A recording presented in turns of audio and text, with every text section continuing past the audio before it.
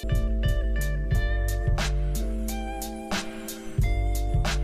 guys, my name is Alex. I'm going to take you an in-depth look on what it takes to running a brand, and this is Late Night Hype.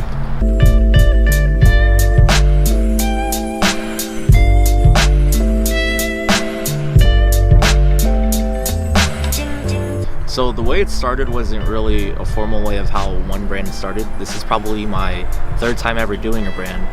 But I remember the idea just popped in my head one day, and I was just trying to go for a name. And I didn't really like Late Night Hype at first because I was like, oh, it has the word hype in it. Like, who's gonna wear a clothing brand that has hype in it? But as I kept thinking of names, I just kept going back to that name. And then it just kind of evolved from the name.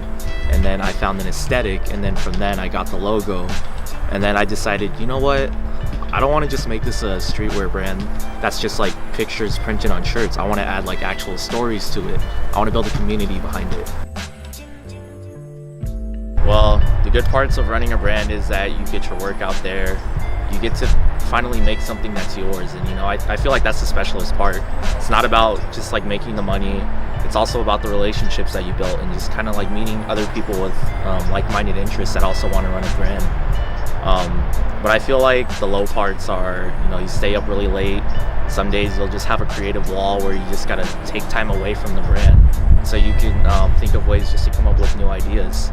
And, you know, not everyone's gonna like what you put out, but honestly, if you just keep being consistent and you keep putting new stuff out, you'll get there. You know, I always say that hard work is undefeated.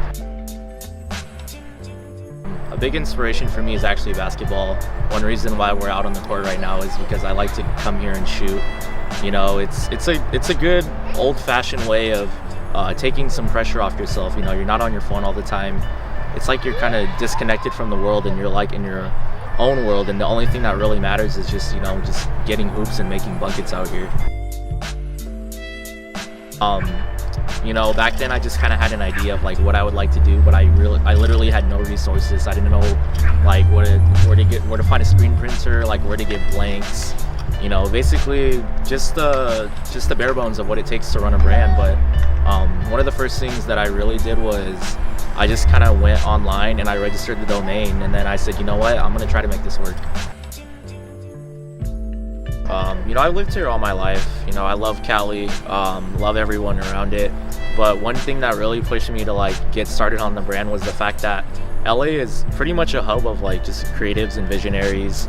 You know, you got a lot of people starting brands out here, and then just that way it's just so easy to link up with everybody. And I feel like we can bounce ideas off of each other's, we can motivate each other, and we can kind of like, we can do it like a team effort. You know, you see big brands out here like the Hundreds, Stussy, you got Diamond Supply, and you know, you even have Supreme on Fairfax. And I feel like they're the ones that really started the whole streetwear culture in LA, because you know, before that it was all kind of like just in Tokyo, Japan, or even in New York. You know, as I was building the brand, this was even before I had the first collection out, my friend Patrick took notice and he was like, hey, you know, you should add a blog to your brand, because not a lot of streetwear brands have a voice. And I really like that idea. You know, at first I kind of just wanted it to make it a streetwear brand, but I was like, that's like every brand, you know, they just like, they make clothes, but they don't really have a voice behind it.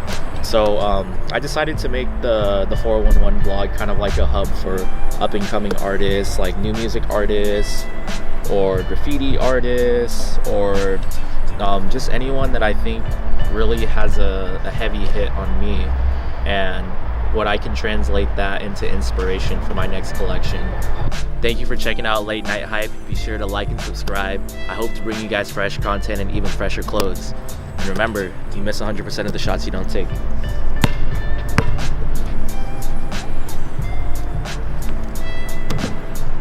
God damn it.